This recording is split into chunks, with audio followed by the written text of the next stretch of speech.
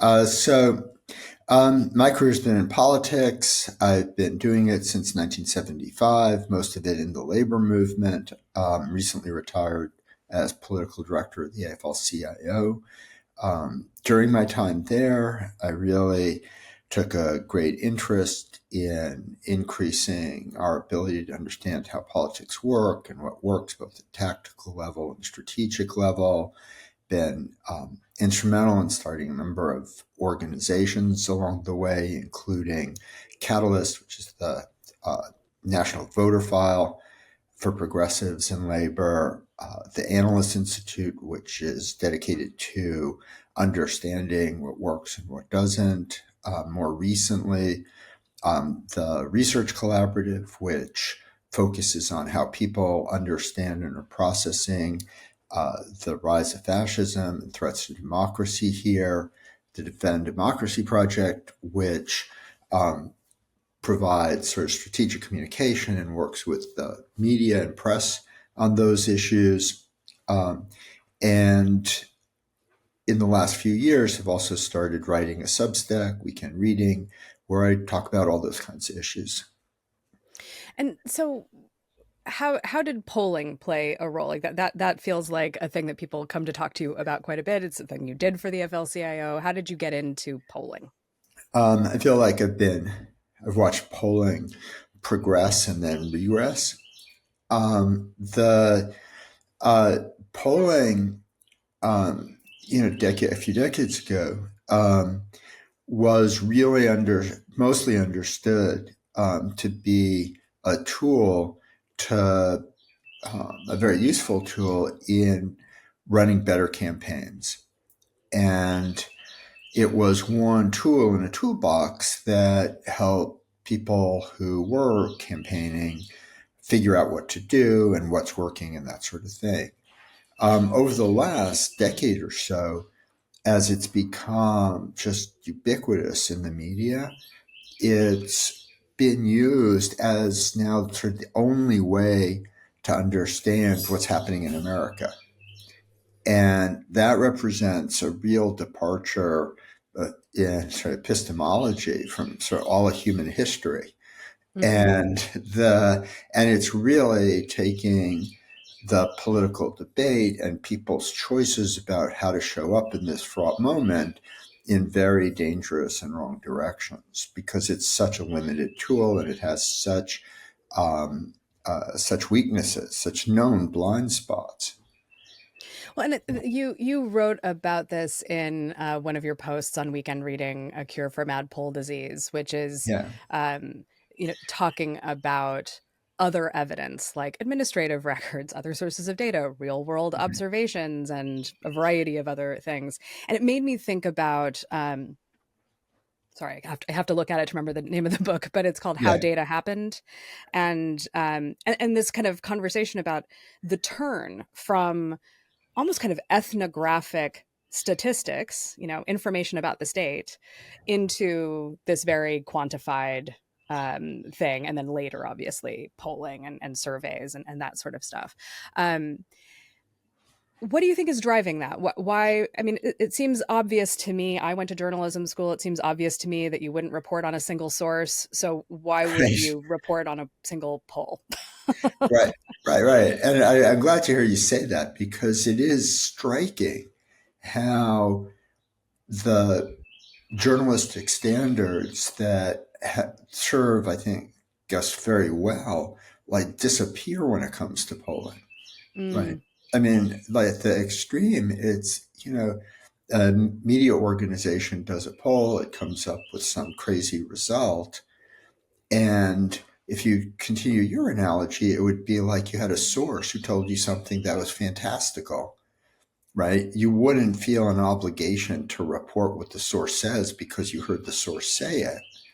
And yet the media outlet would feel it had a responsibility to report the fantastical poll. Um, for some, it's ridiculous, right? I mean, if you remember, about a month before the 2020 election, the Washington Post said Biden was going to win Wisconsin by 18 points, and the New York Times said he was going to win it by 10 points. and he won it by less than half a point, right? A month later, right? So, and you could know that was ridiculous, but the media Mm-hmm. is really is a blind spot there. And I think part of it is that numbers have a kind of seductive effect, both on media decision makers, but on all of us who aren't vaccinated against them. The right because they just seem like certain in a way that something else never can seem as certain, right? I mean, a number is a number in our heads, and the number, like how do you argue with a number, right? And yet, you know, the New York Times did a really fantastic, probably the best piece of data journalism in history in September of 2016, before the presidential Mm-hmm. election. They did a survey of about 850 voters in Florida, between Clinton and Trump. And what they did, which is kind of genius, was they got four other very reputable, not, out there spinning pollsters to take those 850 interviews and come back with their assessment of where the presidential race was. And with those five different pollsters, the four they asked in the Times itself, they thought the race was anywhere from +4 Clinton to +1 Trump, right? So, Mm-hmm. and given your people who are probably interested in this, really sit with this, right? There were no methodological issues about collecting the data because they were all looking at precisely the same 850 interviews, right? Right. And there was nothing in the inherent political biases of the people doing it. There's the only difference was their good faith differences of opinion about how to weight the sample, right? And and so what that ought to show people is that polling is not much different than taking five experts, putting them up on a stage and saying, "Hey, how do you think Florida's going to come out?" And you might have had the same range of you'd probably have the same range of opinion, and you might even have had someone having trouble saying they were thought Trump was up one. But Right. still, the point is that we know how to hear those five pundits or political scientists or whatever on the stage, right? And we understand that kind of uncertainty, but we don't when it comes to a poll, right? Because in that instance, and people like the Times has become kind of a periodic mood crusher for as they release their polls, Yeah. that they could have in that month just released their poll and everyone would have thought, oh my God, it is exactly what they thought the race was, right? Mm-hmm. And it's not, right? And it's even more so that it's problematic because it's especially if you haven't done a lot of campaigns, like really been in a political campaign, you really don't appreciate the sort of longitudinal instability of polling, right? You look Mm-hmm. at the polling and say, "Oh my God, he's down by 3 points. How will I ever get over that?" And you fast forward in your head to that. Like, that's what it's going to be now 6 months from now. But back, when the first polls were coming out, over a year, right? And it just has that effect on how we think about things. Um, and that's why it and in some ways that's you're sure starting with like the least of the problems with polling, right? Yeah. Because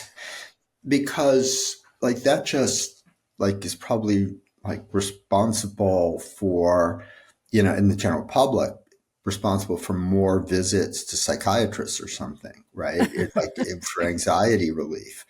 I mean, it gives us all something to be anxious. Oh, we forgot to be anxious about who's going to win the presidential race, right? It solves that problem and reminds us we need to worry about it. But it's also very dangerous because, um, for one thing, the idea that who's going to win the presidential race or any of these things is knowable now Hmm. is inherently demobilizing, Yes. right? Because it suggests that like it's already done, right? Hmm. Rather than seeing that, what polling like is somewhat useful for is to remind us that all these races are close, right? Hmm. I mean, I don't want to let people take this argument to extremes. It's not like if you did a presidential poll in California today, and you saw how far ahead Biden was, you would say, well, we don't really know, right? I mean, the problem with polling in this case, and in almost every case where people care, is that it can't be precise to the level you want, right? If it Mm. was obvious what was going to happen, you wouldn't care to poll, but the poll would be right, right? If it's something that you really care about because it's so hard to know, then polling isn't capable of telling you, right? Hmm. And so you just kind of become more of a junkie, you know. Um, Go ahead. Sorry. Oh, I was just gonna say this makes me think about. I did it again. I pulled these numbers out again from the New York State records, but the voter register. So I live in Suffolk County, New York. It is New York one, right? And so the presumption is it doesn't matter how well liked Nancy Goroff is or how charismatic John Avlon is. It's going to be Nick LaLota again because we vote for Republicans every time. And every time I go, this is very, I mean, obviously I live on the east end of Suffolk County where Yeah. it's all Democrats, but at the same time it's like the registration of voters in Suffolk County is pretty high rate of registration. It's evenly divided. It's a third, a third, a third, Democrats, Republicans, Independents. For Lolota and the other Republican candidates to win 57, 58, 60% of the vote in Suffolk County basically says to me Democrats don't vote. Like that's what they have to win all the Republicans and two-thirds of the non-affiliateds, and then the Democrats have to go, well, it's a foregone conclusion, there's no point. And also it's New York, who cares if there's one Republican in the, there's more than one Right. Republican in the congressional delegation, but there's sort of a, everybody turns out and votes against Kathy Hochul. That won't really have an effect from Suffolk County because New York outweighs. But it has that kind of, like you described it as a kind of stealing of oxygen, sapping of Right. agency, that there's just this sense of the foregone conclusion, that there's no real need for my vote here because it's obvious what's going to happen. But I Yeah. think there's also an anesthetizing that happens Yeah. when it's too close as well, where it starts to feel like such a nail biter that it can be discouraging in some kind of way. And the more they ratchet up the drama about it, the less in control of it a voter might feel. I don't know. I don't know if I'm projecting that. I don't know if I'm just talking about my own feelings. Yeah. So I think that, and there's a lot there. I think that if I heard you right, I think the polling like has effect on different actors different ways, Hmm. right? The For individual voters, right, it's I think much more complicated than what you're describing, right? I think there's a substantial portion of the country that habitual voters, right? It literally doesn't matter what's on the ballot. Every other year, or for some people every 4 years, they go and vote regardless of how close any races are, whether there's anything worth voting for. And looking at the voter file, those voters, if you voted in the last four elections, regardless of your demographics or any other factor, it's a 95% chance you're going to vote again. Basically, Mm-hmm. a few people probably, move. It's a statistical. People just, those people vote. And so you have to take that chunk off in terms of thinking of the effect of anything on turnout. Then I think it is pretty clear, much clearer now after Trump won, that that whether people who haven't been voting go vote is not somewhat localized really to how close the race where you are is, Mm. right? Because voting has other psychic functions for people. It's like right after Trump won, for many people, it was like, it doesn't matter like how close the race was where you were, you wanted to go and vote against Republicans or whatever, right? Mm. Mm-hmm. And another factor is just how much people are talking about the election and voting, if as a sort of surround sound, and it becomes what you call social proof. A lot of the people who don't vote all the time don't make their decision on the basis of what they think, but they make their decision on the basis of what they see their friends and family doing. Mm-hmm. And that way it's kind of contagious, right? I bet if in, like mid-year last year, you did a survey on which football teams had the most fans in the country, right? San Francisco and Kansas City would not have been one and two. And yet the Super Bowl Mm-hmm. was the highest rated, but more people watched this Super Bowl than any other in football history, despite way more popular teams, people, all of that, because Taylor Swift was going, Yeah. right?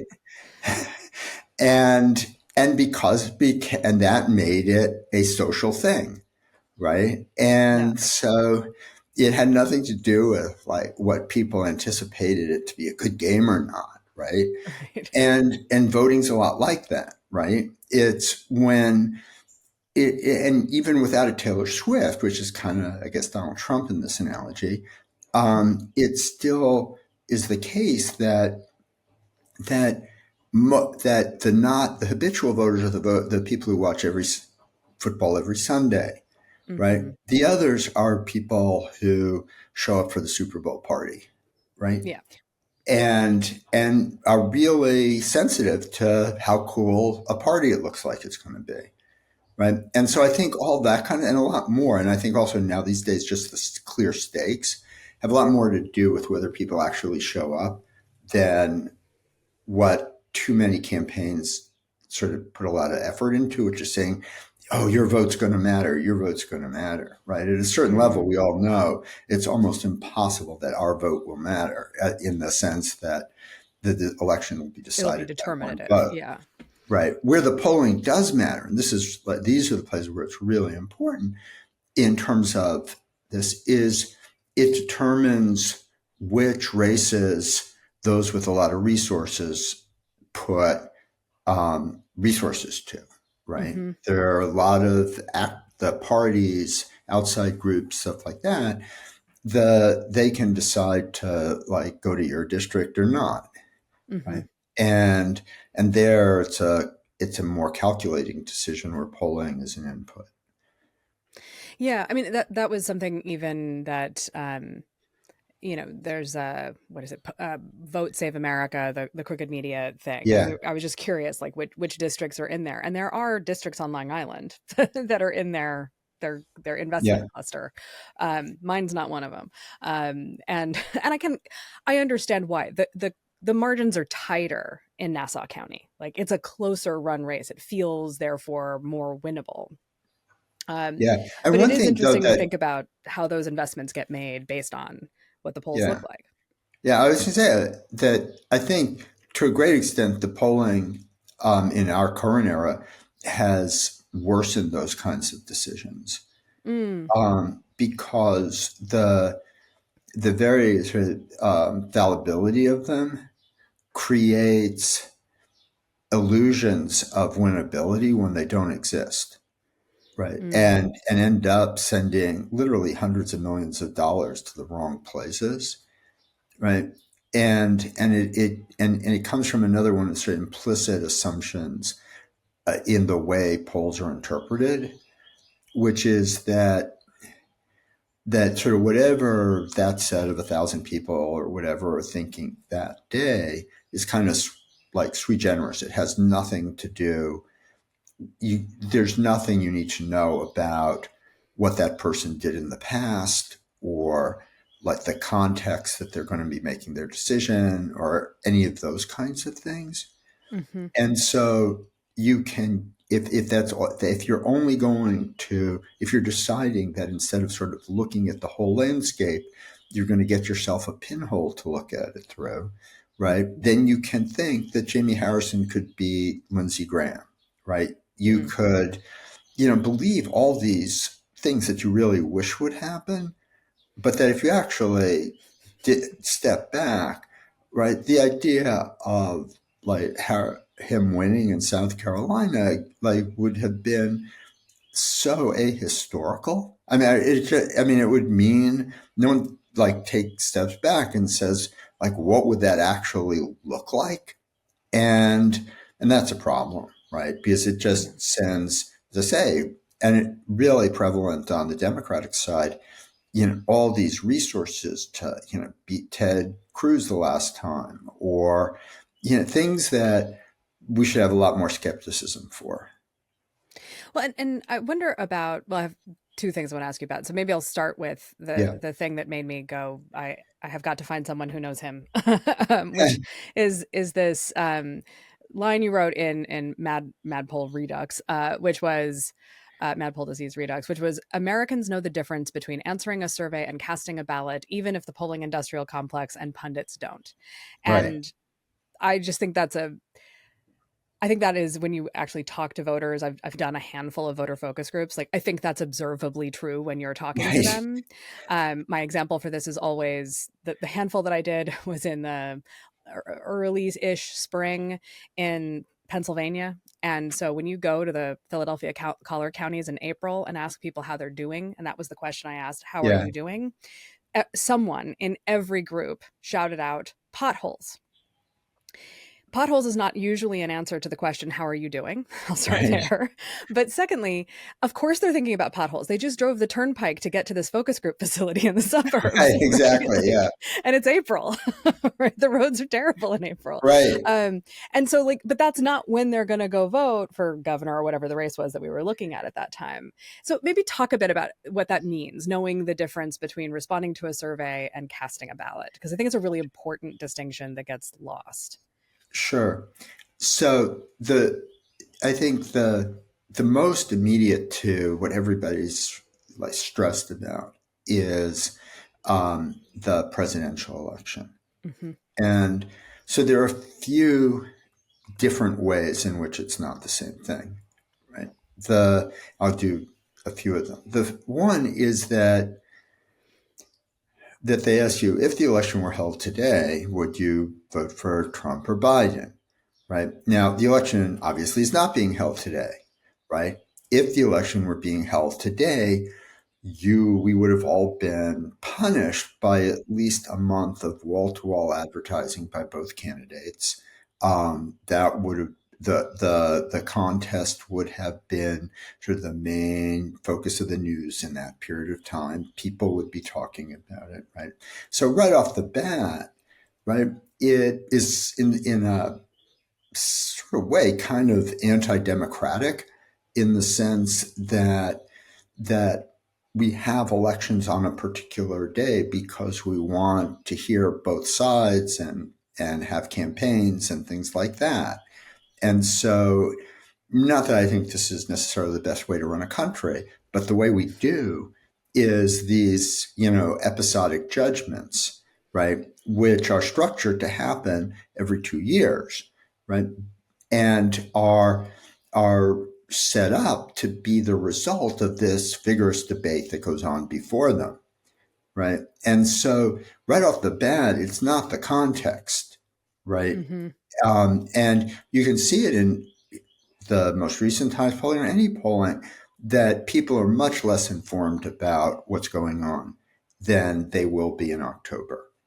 Mm-hmm. And so, it's as almost as sensible as asking, people in the preseason who they think is gonna win next year's Super Bowl or something, right? Mm-hmm. It's like the information they need to make a really good judgment is just not available yet, right? Second reason that it's problematic is that the when you have an incumbent versus someone else running, but it's you as you're taking the poll, right? If you're not someone who's engaged really in like following politics all the time, and we're seeing this clearly, is if you're just kind of unhappy with the way things are going in the country, Mm-hmm. it's pretty, and you voted for Biden in 2020, it's pretty easy for whether you're going to then say you're undecided, you're thinking of Trump or something like that, to just do that because you're just bummed about stuff, right? The but that's different from your state of mind on election day, on the actual election day, right? When you actually are going to think a little bit more about what it would mean if Trump won, right? Mm-hmm. And you may not be any happier about it, but you're still understanding that there's like something at stake. There's nothing at stake when you take a poll.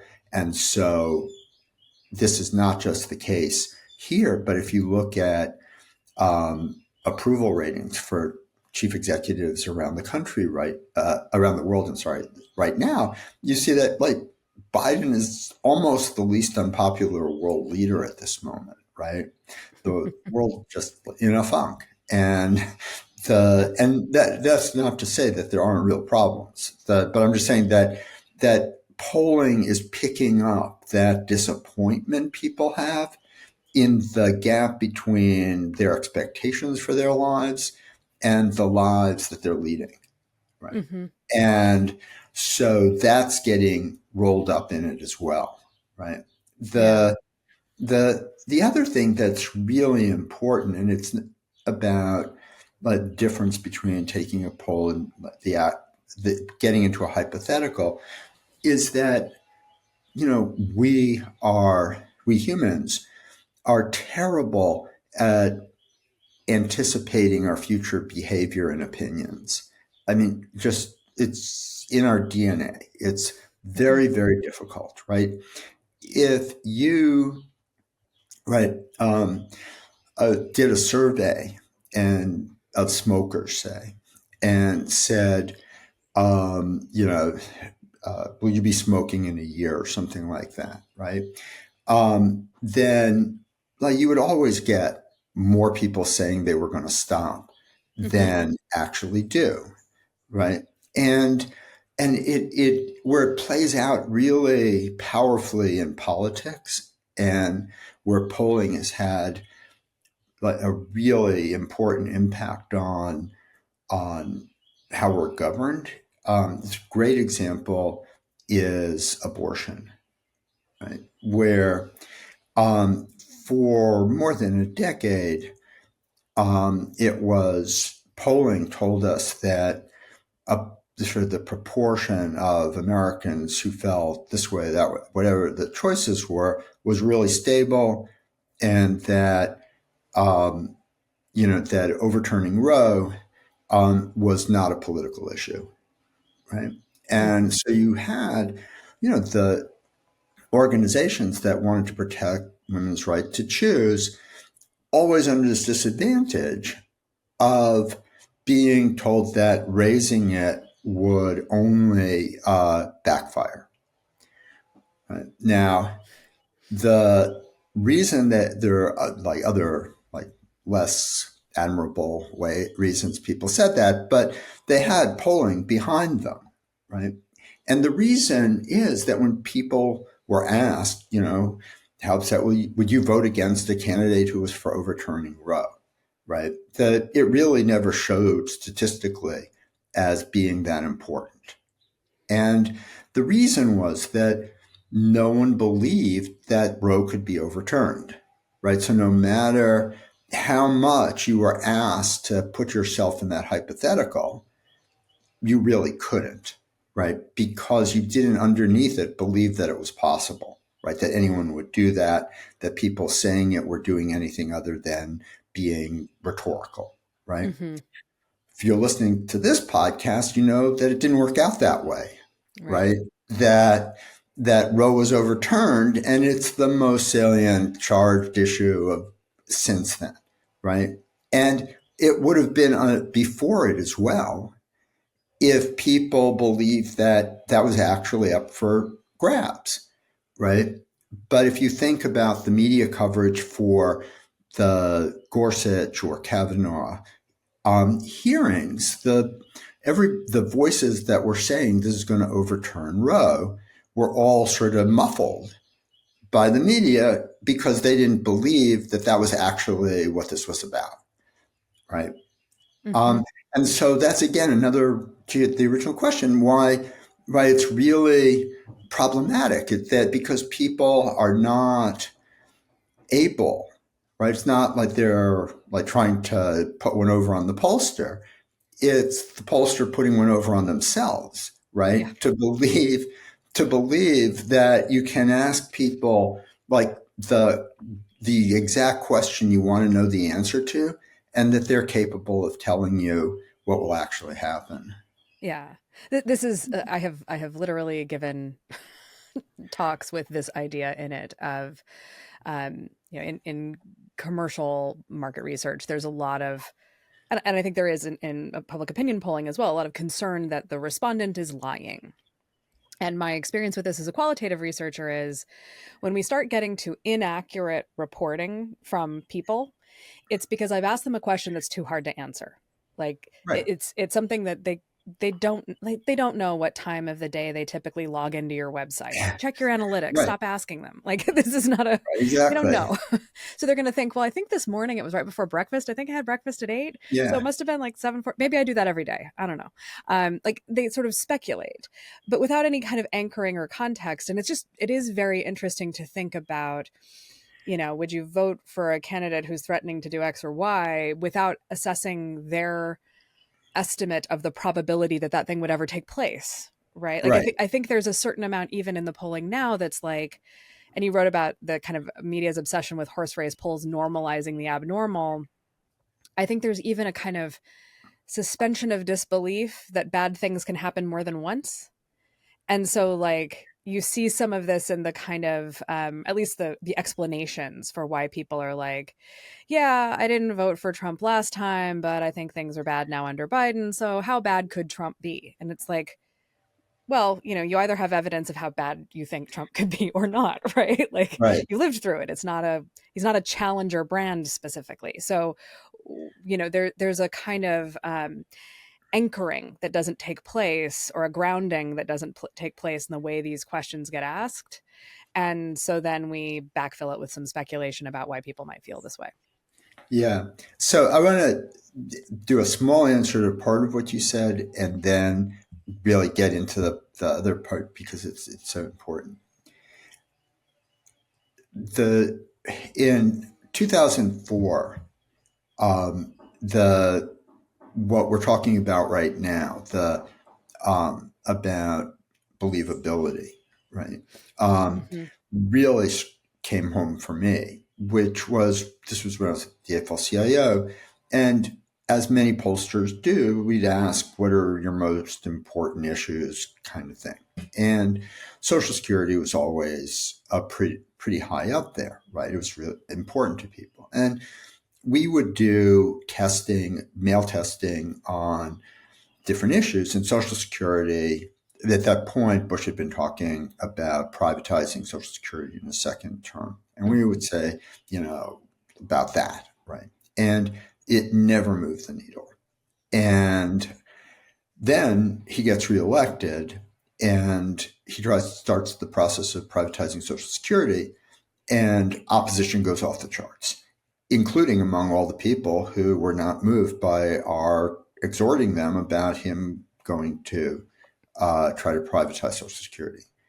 And really, from that moment on, I realized the that when we think about communicating with voters, that that we're so handicapped when the only thing we're researching is what we should be saying rather than what needs to be made believable, Mm. right? And that whether or not it's believable is really the sort of the threshold for whether anything you say is going to matter, right? And so there's a easy solution, which is you just ask the battery twice, right? And the second time around, you say, how likely is it that this is going to happen? Hmm. And then you got like a nice 2x2 plot, and you can sort of begin to make a more informed decision, right? So Hmm. it's possible to work around it, but still to this day, very few sort of go to that expense. Hmm. Um, on the larger question, though, I think the reason that we're in this position where there are a lot of people who sort of say exactly what you said. It's like, well, I really am unhappy with Biden, but we got through Trump. How bad could it be? And that informs their opinion. What's missing there is sort of the way the larger information system they're situated in functions, right? Because one of the challenges with Trump and MAGA and what they're doing is that if what they're saying at any point is true, right, which has always been the case, yes, that is exactly what they want to do, then people look around for the reaction of the people around them to see Mm. like whether they're as freaked out as they are by what they just heard. Hmm. And when they see no one else is freaked out, right, they say, well, maybe a misunderstanding or, Hmm. right. And that's sort of the problem. It's like, the frog in the water, right, where in the sort of conventional ideas, it's like it's just getting warmer so slowly that you don't notice and then you're boiled. And here it's more like in this moment, it's more like you look around and you convince yourself it's just a sauna you're in, right? Hmm. It that right, you think it's getting warmer and warmer, and this is kind of bad, but you look around and no one, other frogs are jumping out, so you say, well, I guess it's a sauna, and you just sit there, right? Yeah. And so, and that's where a lot of this comes from, right? It's that, I did another piece called, this Joe Kahn, who's the executive editor of the Times, I was read the just New about to York come to Joe Times, Cod, so perfect. trust the New York Times, right? Yeah. Because the New York Times has probably, certainly done more thorough news, groundbreaking work on what Trump is up to, what he's going to do, like all of that. They have massive resources.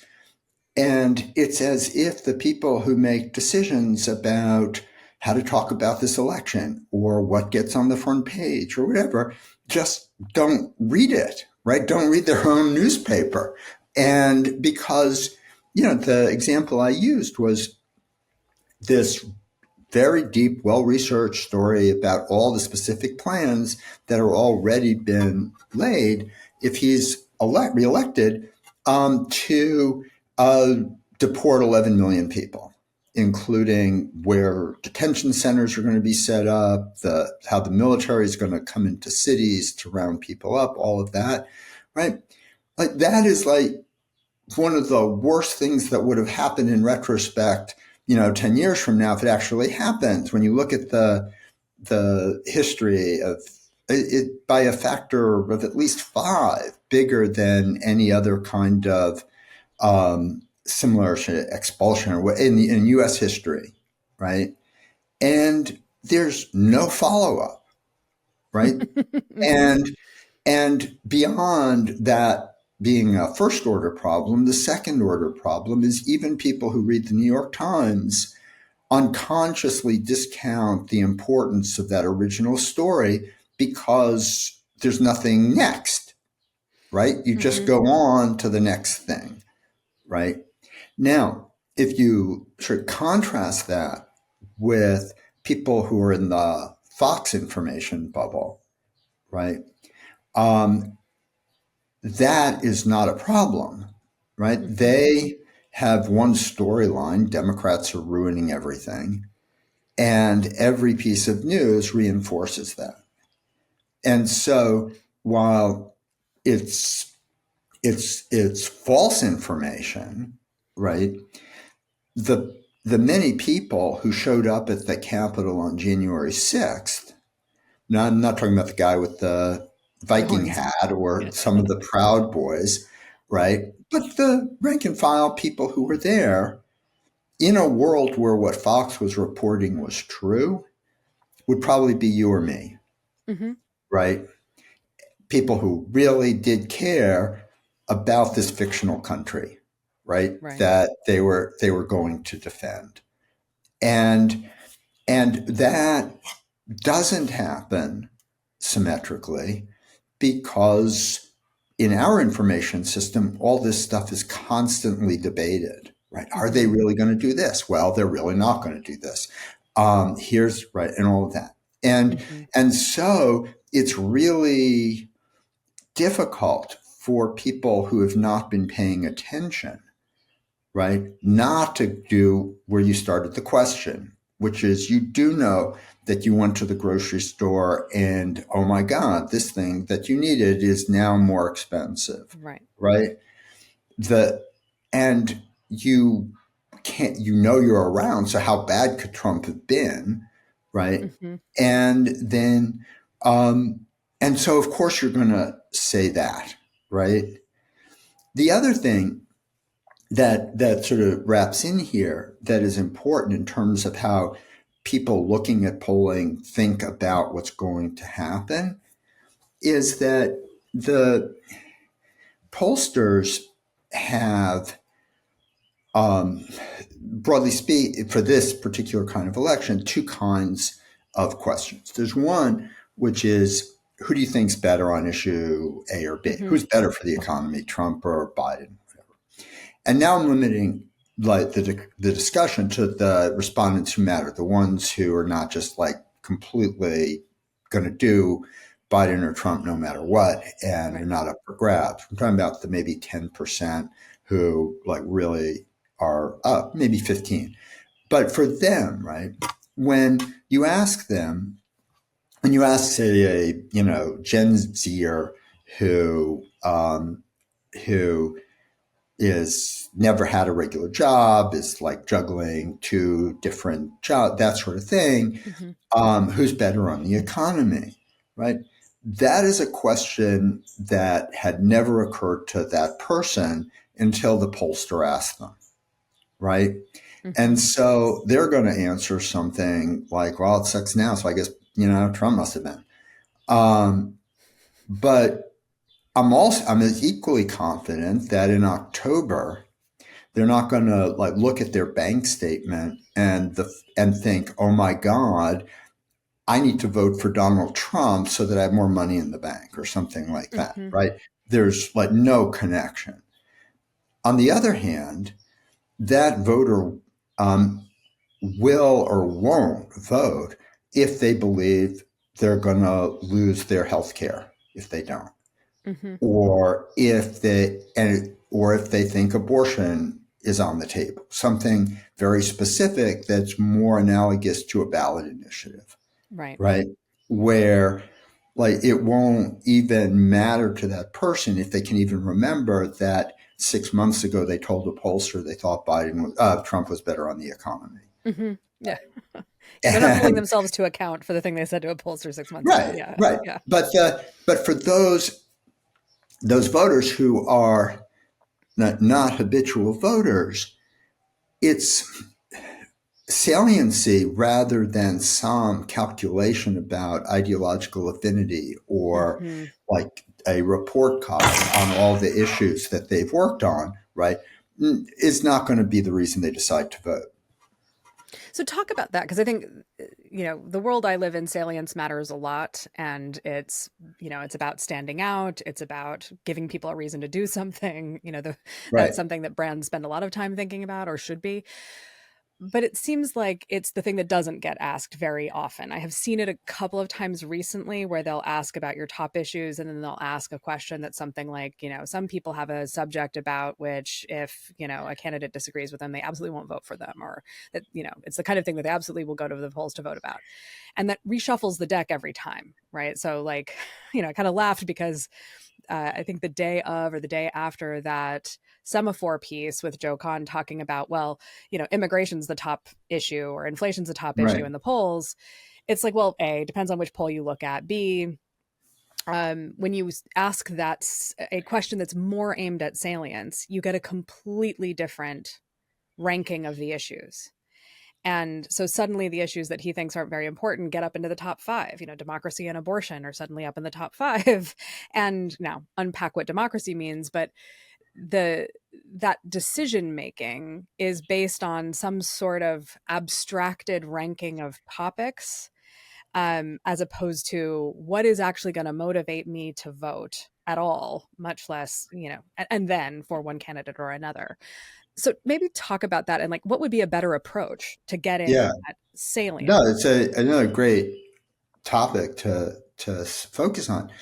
So we, like in almost all cases, have no idea what the most important issue to us is, and it's also in a polling sense an inherently problematic question, right? Because for the purposes you're talking about, and it's also I'll come at it's an area where the difference between people who use polling like I did and have a lot of resources and what media polls do is very very important.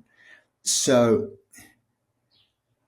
if you were just talking about how at one point in time these are the issues, then it gets reshuffled and all of that leads to a rhetorical fallacy, which is voters now care more about this, right? That's the Mhm. story you see.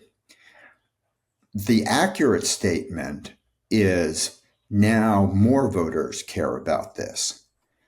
But the way we process that information, it's as if that issue is becoming more important to individual people, right? Mm. And Mhm. then you deconstruct it, right? And if, given that we were saying before that maybe only 1 out of 7 or so people are actually up for grabs, you are reporting a conclusion that is pretty much driven by what partisans say are the most important issue, right?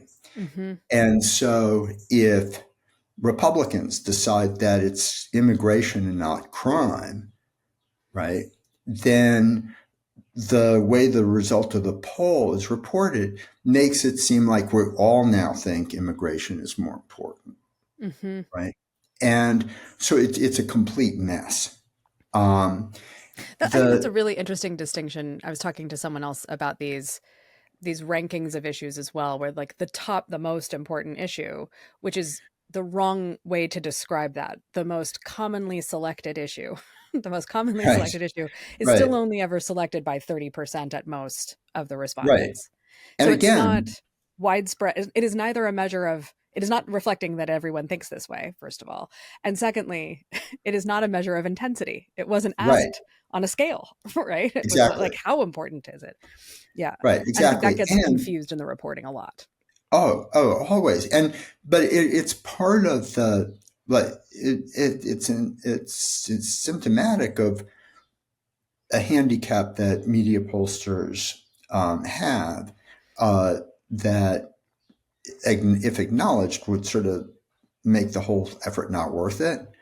Which is that to do the kind of poll that would overcome many of the kinds of problems we're talking about is a multiple in terms of cost of what they do, right? In terms of the number of interviews you need, the number of, you know, people to real experts to analyze it, and Mm. so forth, right? But they keep sort of deciding that in the face of each of these kinds of critiques, that it's still better than nothing, right? And it's just not, right? Now, if like in the world of sort of campaigning, you would be doing the kind of poll we're talking about of just people who might change, Hmm. right? Which is much more expensive. Yeah. And right. And so, but the assumption that the media implicitly makes is that somehow, having the weight of partisans' opinions being 6 times the weight of swing voters' opinions still gives you a reasonable thing to say about the people who will change, right? I Hmm. mean, like they're real, no matter what issue set I'm going to give on a given day, I'm not going to vote for Trump, right? But my Right. answering what my issue is influences what the media is going to say is the most important issue, Yeah. right? And just not. But the thing though that sort of this part went on a little bit longer, but the thing on your original question though that salience is that it is one of the things that is really difficult for humans to convey accurately, right? Hmm. And in a single poll, and we've learned that asking people, will this make you more likely to vote or not, has no predictive value Hmm. over and above whatever they've actually done that can be known on a voter file, Hmm. right? Um, but the and so, but people really want to know who's going to vote and all that. You need it, so you go for it. But so that's kind of the problem is that you can't know that. But if you step back, we actually do kind of know it without polling. Hmm. Um, so if you think about CRT, for example, right? Right. In At first, if the Republicans were doing a poll and saying, how important is CRT to you, Hmm. right? Like zero. No one knew what it Yeah. was. Exactly. It wasn't affecting people, right? But page one of the Republican playbook for half a century has been put Democrats on their back foot on race. Hmm. Find something to say about race that Democrats will feel defensive because they, are concerned about their own coalition, right? Hmm. And so what they do is use polling to figure out how to make CRT salient, Right. not to figure out how to talk, like to message CRT. Hmm. And they tried lots of other things, right? And that's not what like progressives do or what Democrats do, right? Yeah. The way they use polling is to figure out what to say about CRT, right? Right. Right, their way, their like most of the messaging research is about how to talk about the thing they don't want to talk about because Republicans are making them talk about it, right? Yeah. Rather than how do you make the things that they don't want to talk about, right? Right. And It's so, messaging instead of strategy. And yeah, exactly, right? And so to like go back to our abortion part of the conversation, right? that has always been something that you could backfoot Republicans on, Hmm. right? But that wasn't the way Democrats or Poland was thinking about it. There wasn't a confidence, a strategic understanding of that that then let them do the same thing to make clear where Republicans were on abortion, right? Hmm. And and so we've sort of gone like many miles on like this question, but the real answer is that you can't like poll for salience. You have to like strategically figure out what people need to know and believe, Hmm. right? Another great example of that, right, is that in 2004, the Bush campaign really understood that the fact that Kerry had been a distinguished Vietnam War veteran and Bush had avoided the draft was problematic, right? And so you had an outside group, Swiftboat Veterans for Truth, Hmm. right, who did these ads making lots of false claims about Kerry's service.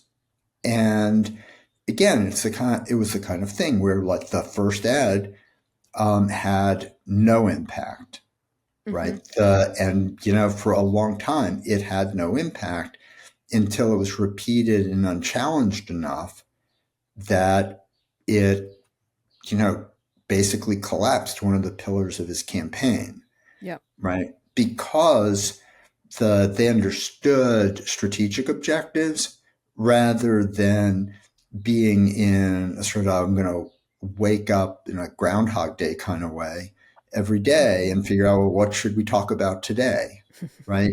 And what incoming is there, um, and that's what polling does too. That's really problematic is that it it basically takes strategic thinking off the board.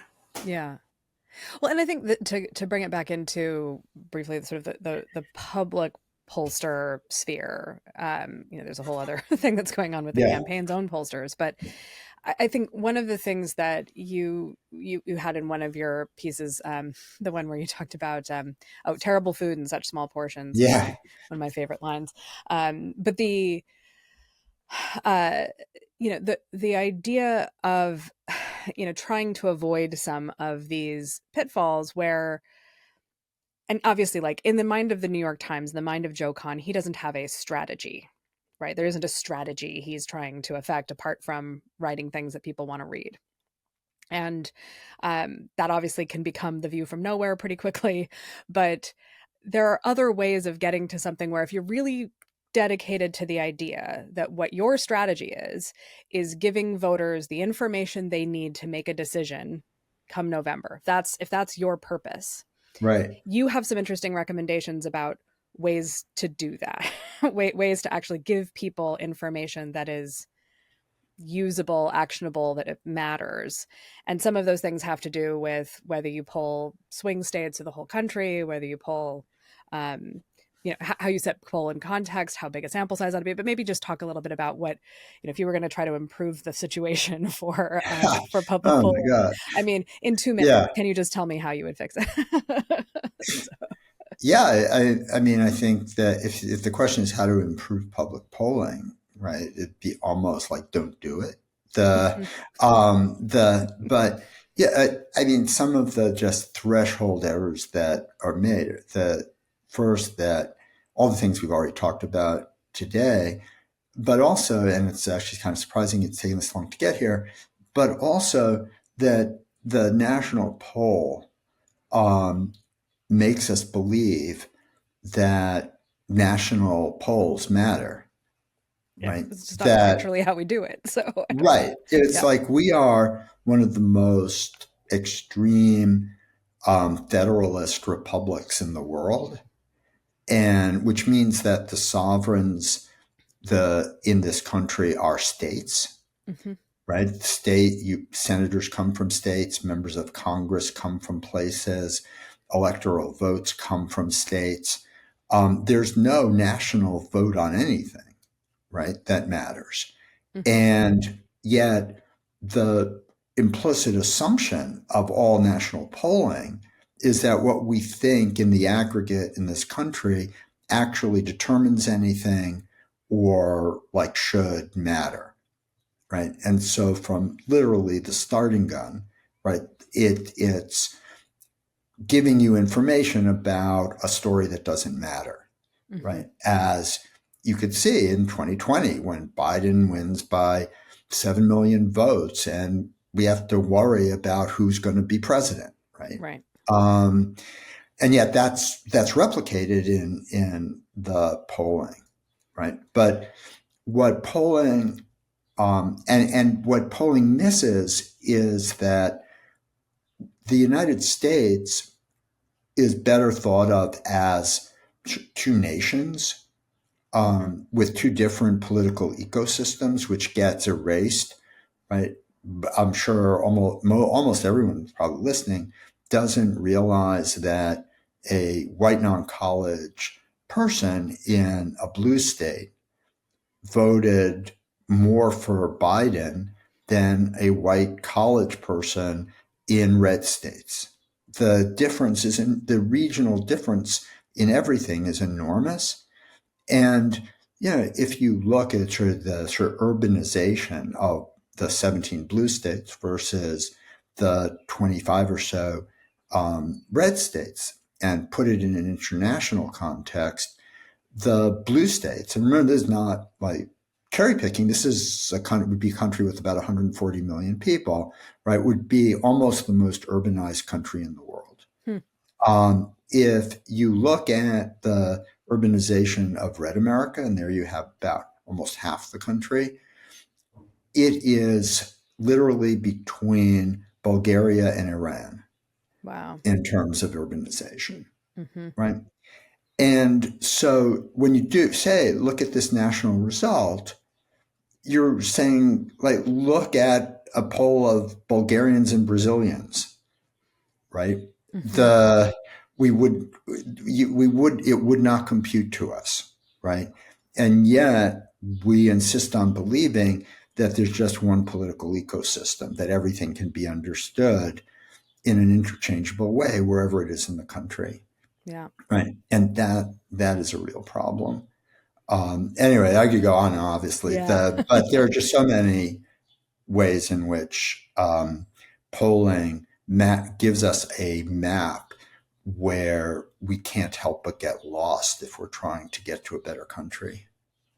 Yeah, I think that we're definitely going to put in the show notes the piece you wrote that broke up, the red state, blue state, purple Right. sort of distinctions, because it's mind blowing in some respects to look at it that way.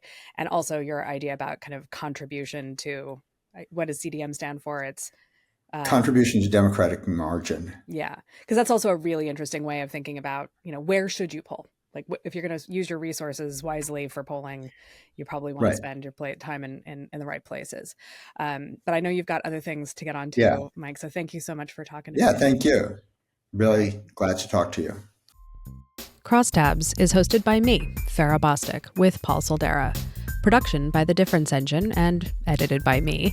Music from Audio Jungle by S Audio. Find us at crosstabspodcast.com, where you can subscribe to our weekly newsletter and find out immediately when new episodes drop. Tell your friends about the show, subscribe on your favorite podcast service, drop us a note if you have any questions about poll design or sampling or weighting or anything else, and we'll see you next time.